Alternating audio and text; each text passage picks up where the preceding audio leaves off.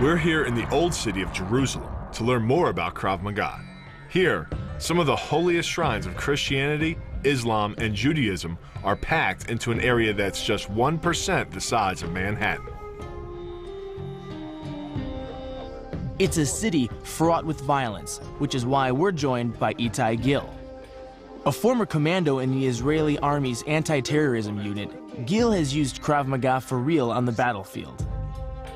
This is such close quarters. I mean, you don't really have a lot of room to maneuver or go grab. No room. You know what? Let's tell you even something worse. You can't even kick. I mean, it's so close. You can't low kick, you can't nothing. You can probably headbutt elbows and knees maybe, and fingers to the eyes.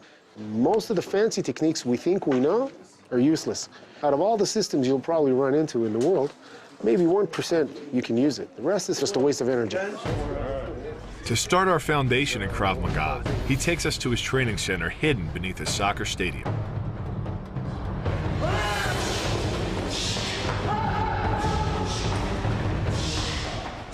From the very first moment, it's clear that this is unlike anything we've ever seen before. This isn't a ring fight. It's a battle for survival against multiple armed opponents. These Krav Maga experts are trained to defend against knife and gun attacks and to strike back with moves designed to do the most possible damage. These guys are going full force because if you don't on the street, you're a dead man. Here, you get stabbed in the heart, you die. That's it. It's over. It's coming straight in, 1-2 things, getting in and getting out. It's nothing that you're going to see in the movies because this works. It was time for me to test my 10 years of professional fighting against Krav Maga. We were going to have a knife fight, but I won't have a knife. Between you, 1 meter away distance, and let's roll. Okay, hold it, hold it, hold it. Okay, come here, you guys. He was here, he was in your back, he was in your neck, he was all over you. And if it would have punctured you all the way, and he did, you would be bleeding now and dead. A puncture wound from a knife is actually more serious than a slash wound. A human being can lose 4 pints of blood in just 60 seconds from a single knife puncture. With a real blade, it would have taken just 1 of the 11 stabs I received here to kill me. You're a real good ring fighter, but you have no skill whatsoever in self-defense, okay? So. Then it was my turn. You tough boy? I'm dead, I'm dead. All through my career as a football player and wrestler, I relied on my size and weight advantage, and I thought I could do the same here. Big mistake. Itai gave us one more shot at the drill, this time with pads, so we could go full force. You probably know these holds from different martial arts. Use them. One thing we won't need to worry about is learning the rules of Krav Maga combat. There aren't any. It's literally no holds barred. As we've seen, your opponent could be armed, and if you're not, you'd better find something to use. He's still coming at me, front kick. Take out a gun. You have an object, hit him. If you have a pin, stab him in the face. Everything we'd ever been taught counted for nothing here. It was clear we were going to need a whole new mindset if we were going to stand a chance against these guys. Okay, hold it! Okay, take off the gear, breathe, relax. We'll start teaching you guys because you don't know shit. If it was a real blade, you got stabbed so many times. How not to die. Lesson 1, don't get stabbed.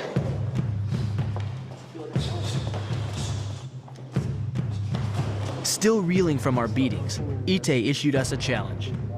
Study Krav Maga techniques and then put them to a test against top commandos from the Israel Defense Forces anti-terrorist squad at their top secret training camp.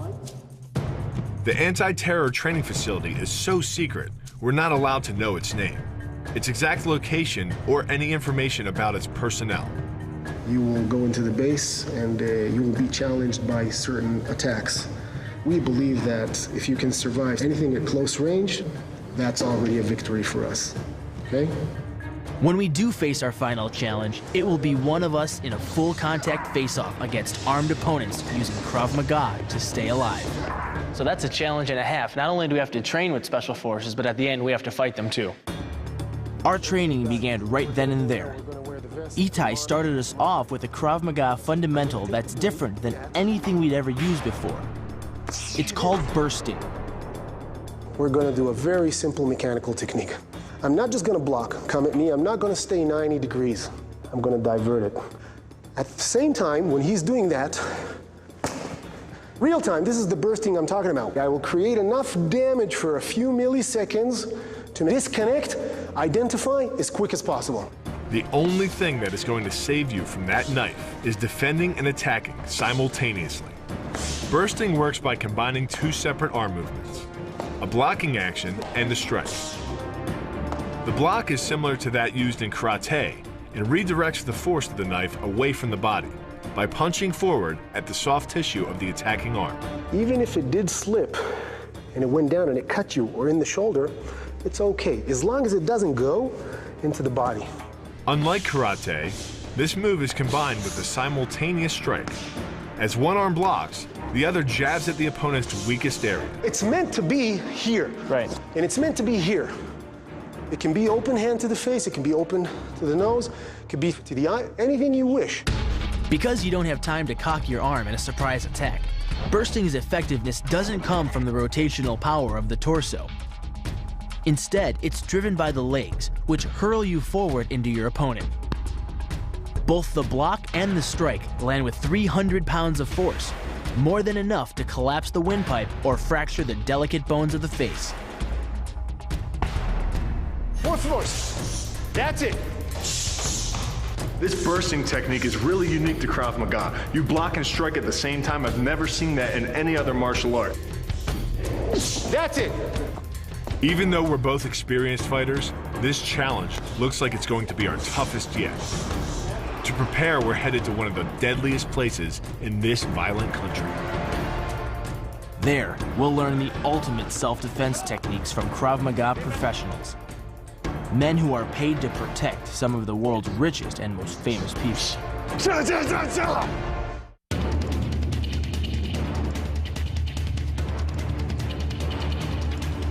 Netanya on the Mediterranean coast isn't widely known outside Israel, but it's famous in personal protection circles.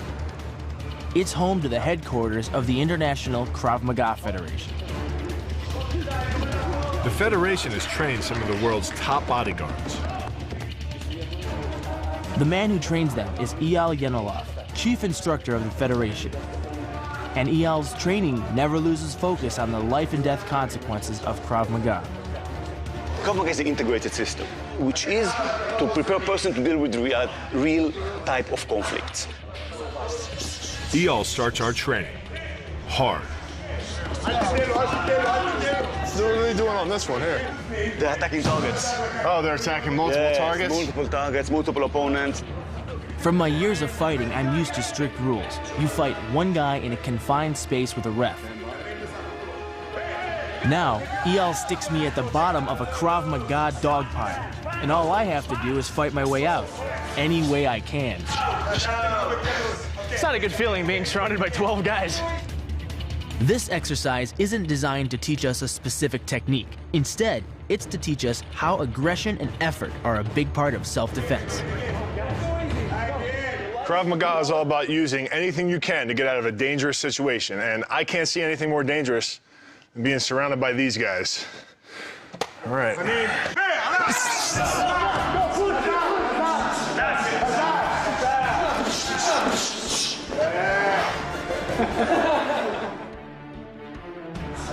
It's really like a bar fight. I mean, punches, kicks, chokes, anything.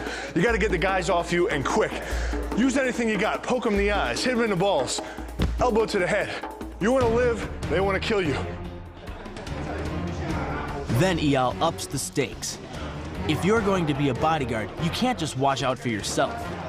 So now I have to go into the dog pile with a client and bring him out safe. It's like being a human pinball. Going through 15 people is one thing, but this simulates possibly going through hundreds, if not thousands. But training in the gym isn't enough. Krav is a real-world fighting art. So Eyal takes us outside to teach us a move to help counter any kind of attack. It's called the 360 defense. The most common attack, especially with the hand, is a circular attack. As we just seen, an assault could come at us from any direction. This move would work against them all. The technique is this choppy motion. Open hand is a little bit better because it's better another space and it's faster. And to stop the attack at the waist. Why at the wrist? Why at the wrist? Because of the knife. You should be able to use the technique in all variations, in all angles, in all directions. That's it. The 360 defense conditions a fighter's perception reaction time, the time it takes to identify a threat and react against it. The average human being's time is 1.5 seconds. 360 defense training strengthens the axonal connection in the brain, trimming a fighter's response time to nearly 1/10 of a second. That's faster than a mouse click on your computer. Doing the 360 defense requires you keep your body in motion at all times, using your arms to defend different angles of attack. The key is keeping your arms at an oblique angle with your hands open and straight so that you don't take any blows straight on. Each is deflected down the angle of your forearm, which reduces its impact. So this is something that you'd use no matter what angle you're at. It doesn't matter if the person is straight onto you, to the side of you, to the back. You can use these techniques from anywhere. What we're quickly discovering is that Krav Maga isn't defined by one type of technique.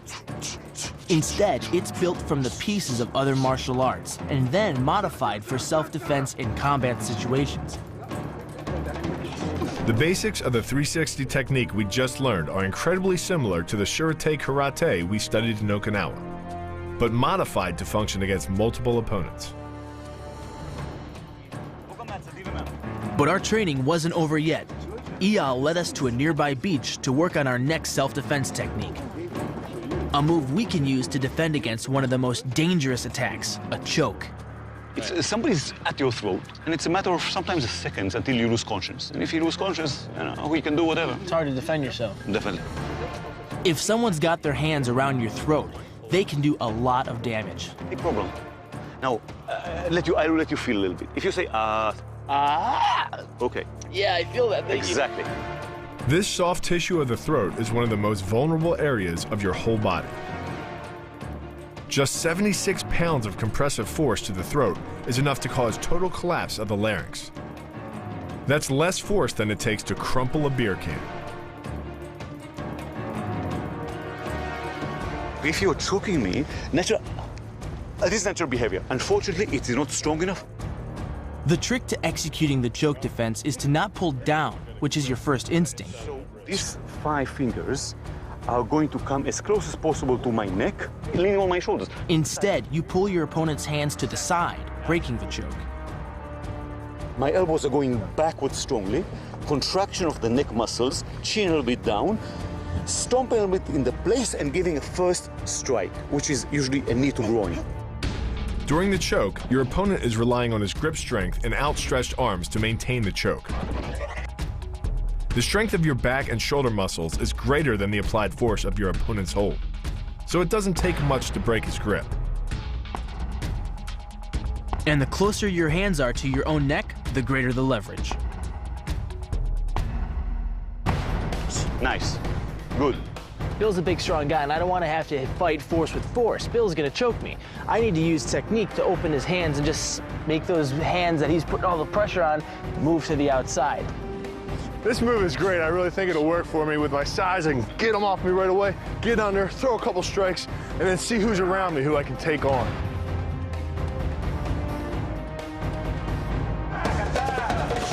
The techniques we've learned today have opened our eyes to the intensity of Krav Maga and the merciless environment it's designed for. On the next part of our quest, we're going to learn how Krav Maga makes use of one of the deadliest tools in the Israeli arsenal. The weapon, the M16 assault rifle. Our destination, a place called Armageddon. We traveled 25 miles to the forested hills outside the ancient town of Megiddo. This is the Valley of Armageddon, where the Bible says mankind's last great battle on earth will take place. We've come here to learn a Krav Maga technique that will help us take on the elite commandos we'll be facing. Our instructor is Moni Isaac, a top Special Forces trainer. Gun disarming and weapon disarming become a big issue. This is what I'm going to teach you today. A gun disarm is a move that is especially relevant here in Israel. Today, there are 200 million people here in the Middle East and 100 million guns. That means there's a very good chance that anyone you see could be packing heat. But the move we're going to learn will allow us to take our opponent's gun and use it against him. It's called the pistol disarm. Of course, the first rule is that if you're ever confronted with a gun on the street, you shouldn't fight. It's not worth dying over your wallet, but in combat, things are different.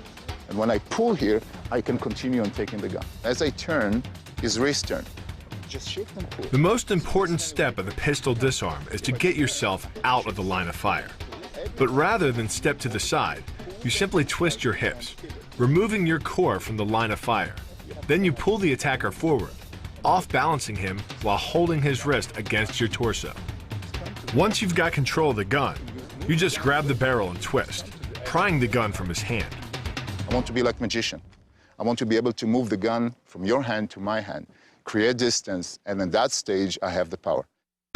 The disarm is basically a judo wrist lock and uses many of the same principles. By pulling your attacker forward as you turn, he loses his balance, giving you control of his wrist. The barrel of the gun then becomes a lever, allowing you to take the gun.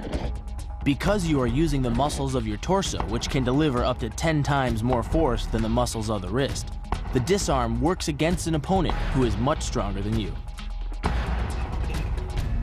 Reach for this guy.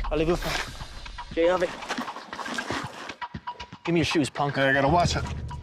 Beautiful, you did good. Give me your car keys. I'm sorry, I didn't. Lovely. Oh, lovely. That was great. Hurt him a little bit more. There's no way. Hurts the finger that you got it in the trigger. It can hurt. If you try to resist, it's going to hurt the wrist as well, because it's nothing to do with strength. It's really a very simple biomechanic move. But the pistol disarm isn't just about force. It's also about mind. Moni teaches us a psychological trick. Never look in your opponent's eyes. An experienced attacker will see your pupils give an involuntary reflex 1/100th of a second before you make your move. That may not sound like much, but when you think that a bullet can travel 4,000 feet in a second, you need every edge you can get. Let's get in the car. Sorry, I didn't. Here we go. Nice. We will do the same move. From here, I can do the same move. I like this. This is nice because it's simple and it's to the point. You don't have to think of, oh, let's see, the gun's kind of here. Now, I know a technique for here and I know a technique for here, but if it's here, what technique do I want to use? It's the same move. It's exactly right. Because as long as I'm here, Here we go, man. I can do it quick without even really thinking about it because it's simple. But Krav Maga isn't just about taking guns away. It's also about learning how to use your gun as a weapon, even without bullets. Which is why we're heading to Wingate near Tel Aviv. It's the main base of the IDF, the Israel Defense Forces. Here, every Israeli citizen comes for basic training, and a key part of that training is Krav Maga. The basic techniques of Krav Maga were created by boxer and wrestler Emil Lichtenfeld in the 1930s. Lichtenfeld grew up in Czechoslovakia and watched as gangs of Nazis beat up and harassed Jews. He realized that boxing and wrestling weren't enough to defend against a gang of thugs on the street. So he began creating a new form of self-defense that drew from the most effective techniques of all the martial arts, from boxing to judo. In 1940, as the Nazis prepared to invade, Lichtenfeld fled to what was then called Palestine. He began working and training with Jewish settlers who had formed a militia called the Palmach. When the State of Israel was created in 1948, the Palmach became the core of the new army called the Israel Defense Forces. And Krav Maga became the core of its hand-to-hand combat training. Today, the basic techniques are taught to every new recruit in the IDF. And now it's our turn. At the base, we met up with Shahar Klafeld, the chief instructor. We want you, in the end of the day, to be very good at reaction against anything. If it's an iron bar, if it's an axe, if it's a knife. And we want you to do that in every condition of your body. So let's put a gear on and let's do that. Over the years, Krav Maga has evolved. In the civilian world, it's mostly used as self-defense. In the military world, though, it's become something more. A true battlefield art. Well, I got my uniform, I got my gun. I'm supposed to be learning Krav Maga. I don't know, it looks like I'm joining the IDF. We teach you how to operate your weapon, right? All training here revolves around one weapon, the M16 semi-automatic assault rifle. 40 inches of aluminum alloy. The M16 was first used in Vietnam and is still used today by U.S. forces in Iraq. There are currently more than 8 million M16s in service in the world. Many of them here in Israel, where they are the official assault weapon of the IDF. But having a gun in your hand doesn't always mean you can shoot your opponent. The weapon could jam, or you could be out of ammo. Imagine yourself losing all your ammo in a war and then being face to face with an enemy. And then you have to make the decision. Do I stay and fight? Do I call for other people? Or do I just hit them with my weapon? Shahar teaches us how to use the M16 as a brutal hand-to-hand tool. The key is not to swing it like a club, but to use the weapon as an extension of your arms. Get in close and use the twisting power of your torso to drive the butt of the weapon into the exposed face of an attacker. It's essentially an elbow strike from another martial art, Muay Thai.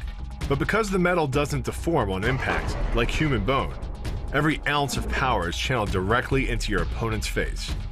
With the twisting motion of the torso generating the force, and the stiff metal of the M16 providing the impact, it's enough to shatter a cheekbone or break a jaw. 1, 2. Very good. Piss over the target, right, and get back. 1, 2. Again. Inside, okay? Try that. Very good, Jason, very good. I'm really starting to get a feel of this Krav Maga weapons technique. It's all about fast, quick motions to the enemy's face. You want to take them out as quickly as possible. I did a defense like this. Then I take it on the side, this. Defense. Grabbing. I feel like a killer now. And you need to feel that aggression. In any combat situation, you've got to be as pumped up as your enemy.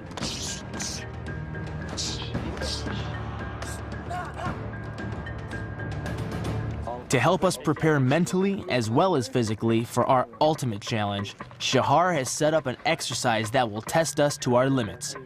A run in full combat gear through buildings that conceal 5 officers waiting to attack us. This is pure urban terrorism survival training.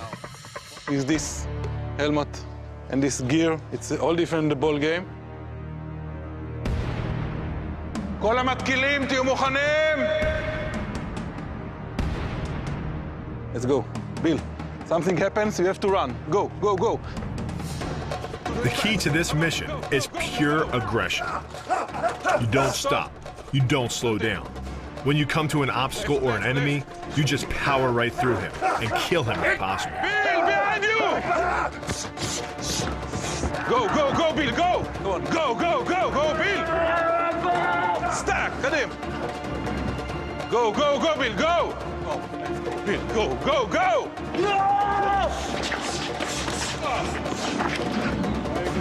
Stop. Okay. You okay, Bill? Good. Did well. Thank you. Very good. Little bit of sense of fear inside, no? Feels good. Yeah, feels good. You're right. Fear is a great component in this test. Use your war cry. Ah! You get after him. Butt him in the face. Hit him in the shoulder. Any way you can to win. And then you shoot him dead and keep going. It's a war zone, baby. Then it was my turn. Just let your instincts rule you. אוקיי, מתקילים, עיקון כולם. יוצאים לדרך. Jason, something happened there. Go. You have to run now. You have to run. This is about as different from my MMA background as I could Now, get. go, go, go, Jason. It's not about feeling out the other guy or planning a strategy. It's about guts and instinct. About reaction time and commitment. And violence. Go, go, go! Jason! Shooting! And it is true, your natural reactions will take over if you just let it and trust in the training. Man, I'm really winded. That was just like a block. And this is nothing compared to what we could be facing at the top secret commando base, where we'll meet our final challenge. To prepare, we're heading deep into the burning sands of the Judean desert, to the ancient fortress of Masada. There, we'll train with a Krav Maga guru, a man who'll teach us the ultimate skills we'll need to survive.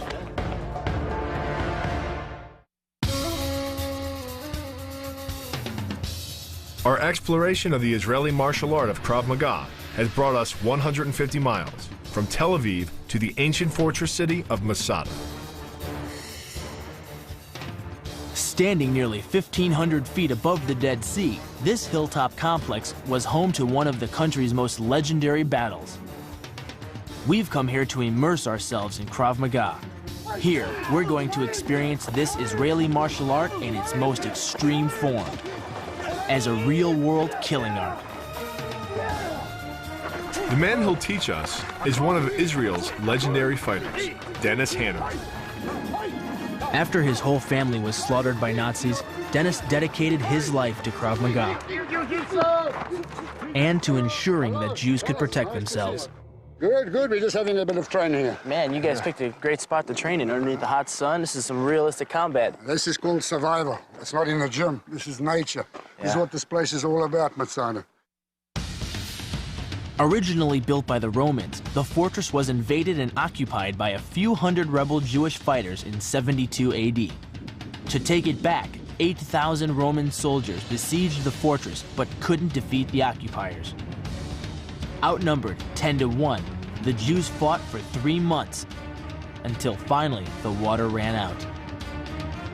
The Jews refused to be captured alive, but because the Jewish religion forbids suicide, the defenders killed each other one by one until the last remaining fighter committed the sin and turned his sword on himself. For Dennis and his crew, Masada isn't ancient history. It's part of their everyday reality.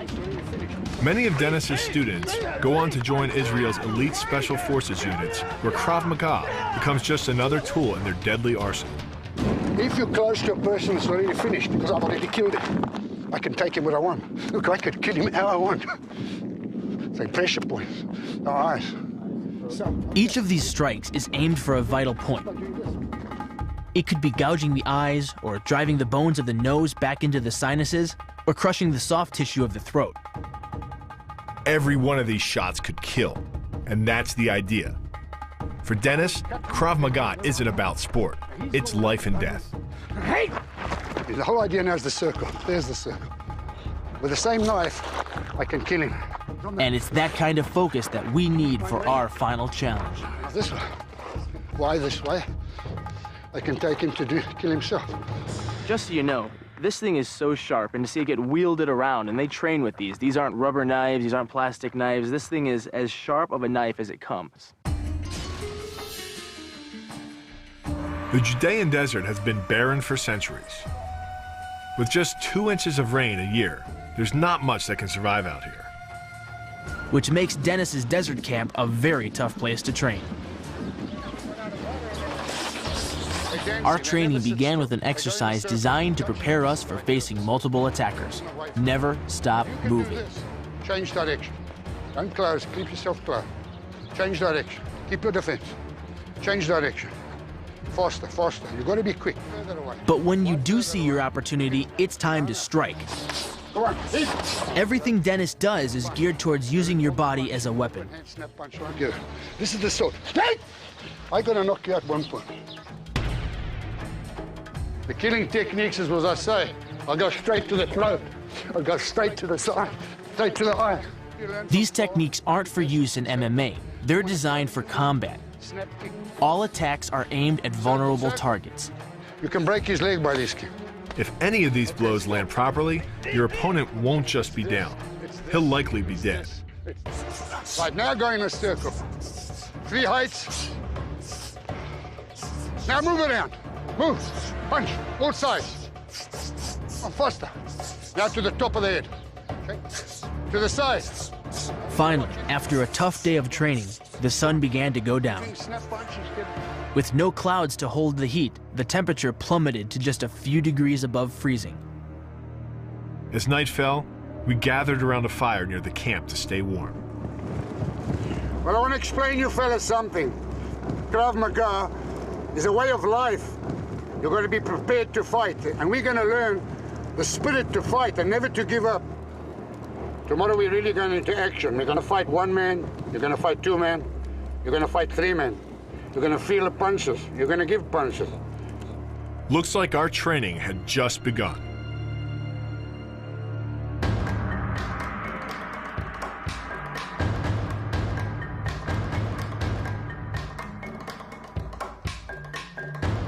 Power punching and kicking, right?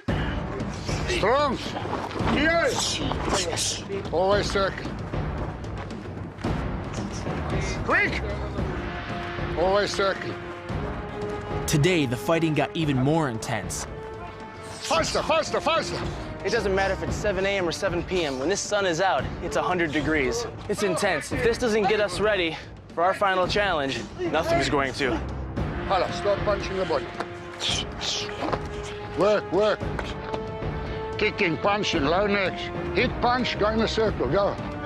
With our bodies and minds conditioned to the punishment of the training, Dennis decided we were ready to face a final test. And of course, it wasn't going to be one-on-one. And the stakes were even higher because one end of our training ground ended in a 300-foot cliff.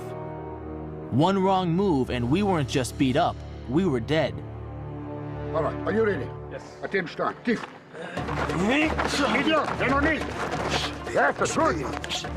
This was the perfect workout. It kept us focused on the big picture, not just the guy in front of us, but the whole battlefield.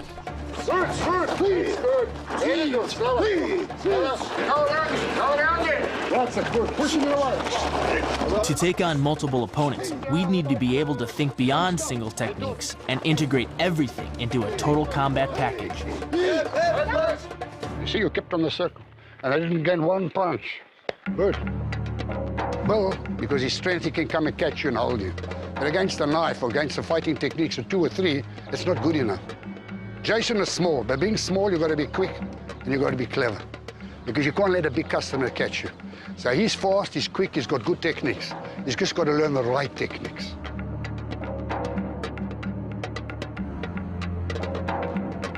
I feel myself kind of notching up, and it's coming together. Our training was finally over, and now we were as ready as we'd ever be to face what lay ahead. Israel's anti-terror commandos are among the toughest in the world. Now, we would be the first foreigners ever to film inside this top-secret base, and certainly the first to face off against some of the deadliest men in the world. Bill and I are as ready as we'll ever be. It's time to put our intensive Krav Maga training into practice against the deadliest fighters in the world, the elite commandos of the Israel Defense Forces Counterterrorism Unit. It turns out we're the first foreign film crew ever allowed into the camp. Good, how are you? And as we arrive, the commanding officer lays down the ground rules. We're not allowed to show his face or mention his name. And that goes for everyone we meet inside the camp. In fact, this facility is so secret, we're not allowed to reveal its name or location, and once we enter the base, filming is heavily restricted. We don't even know exactly what our challenge will be. All we do know is that it will push our Krav Maga skills to the limit. Good luck. Thank you. Thank you. You've been at it. So this is what it's all come down to, being able to put my Krav Maga skills to the test. All the knife defense, stick defense, gun defense, empty hand grabs, it's all coming down to this. We entered during a sparring session. These elite commando recruits train in advanced Krav Maga techniques for 4 hours every day for 6 months. Not to mention all their specialized anti-terror training. Every single one of these guys will see real combat when they graduate. This is a training camp for killers. Wow, that's full go right there. Oh. Oh.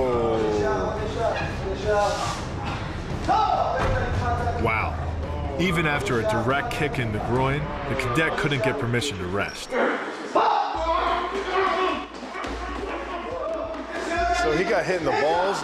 He got hit in the balls, and he wanted to quit. His instructor immediately told him, "You will not stop. Don't bitch.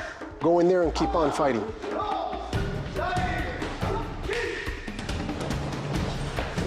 The tour was over.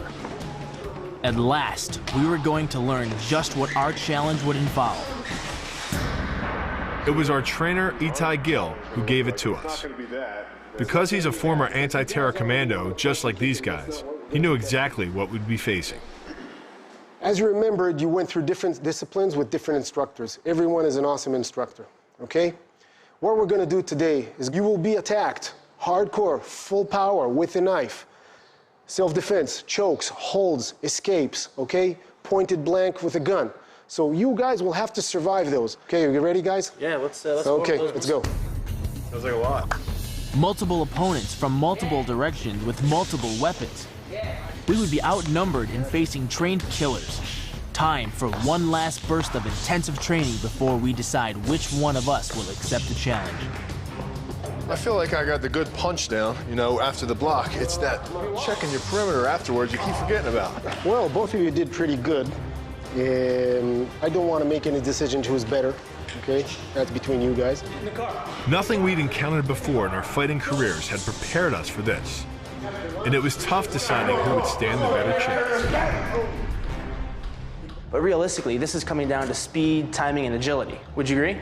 No, I think this comes down to how many people are coming after you, your ability to get rid of them fast. Okay, speed, timing, and technique. Agility. If there's one guy or 6 guys, you need to be able to do the techniques fast and deal with multiple people. And I would say that my footwork and just being a little more agile than you would come into play here. Okay, brother. You got it. Okay, guys. Are you ready? Yes, we have a decision who's going to fight? We're ready and we have a decision. I'm bigger and stronger, but we decided it doesn't have anything to do with Krav Maga. And he's definitely gotten the techniques down a little bit better than me. So he's our guy for the challenge. Okay. Ready? Yes. Ready. Let's go. Cool, man. Let's go. All right. With the fight just minutes away now, I needed to prepare my body and my mind for the ordeal. Even though I feel pretty comfortable with the techniques, seeing if I can pull these off without getting killed is going to be a whole other story. Just moments before the fight began, we learned who the opponents would be. The guys we'd seen earlier were just recruits. Jason would be up against their instructors. Jason's not just fighting the IDF's best men, he's fighting all their best men. The IDF won't allow us to identify them, but we do know that they all have at least 7 years of experience in Krav Maga, Muay Thai, or Karate. One has been a Kung Fu black belt for 10 years, and one is the head of Krav Maga instruction here at the base. These are guys who've used Krav Maga in the real world, and not just for self-defense. They are going to bring a whole lot of hurt. As Jason prepares himself for combat, Itai outlines the rules of engagement. Things that are not permitted. Nothing for eye gouging, no holding fingers to break, no side kicks to knee joints, no shots full power to the cup. I would face a total of 14 attacks. If I was hit more than 3 times, the challenge would end. I had to defend myself and then take my opponents down. They're gonna come at you spontaneously. This fight would be the ultimate test of everything I'd learned. Krav Maga for self-defense and as a form of combat. I knew what my strategy was. Stay on my toes and keep watching my back, circling like we learned at Masada.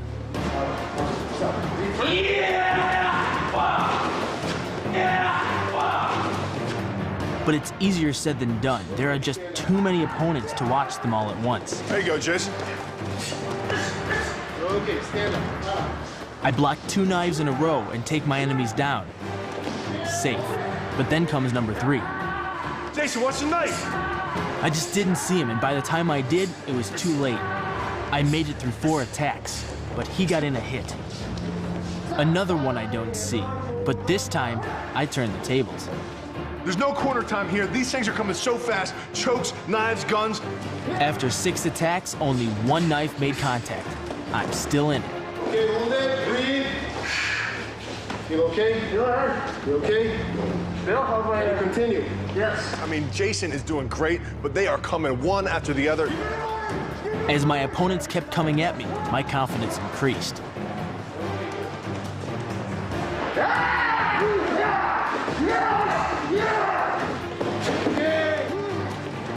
I felt all the techniques I'd learned become instinctive.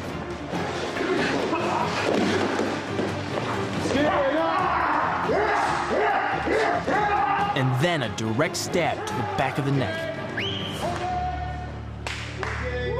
Final score, 14 attacks and just 2 knife wounds. But I used the techniques we'd learned. Bursting, 360, gun defense, it all came into play. And it would keep me alive if I ever had to use it on the street. Well, he needs a good surgeon now. And you've been stabbed pretty bad, but listen, you got good instincts, you're a good athlete. Very good job. Thank you. Good job. Okay. Thank you. Thank you, guys. That's hard, man. The fight over, we left the top secret base.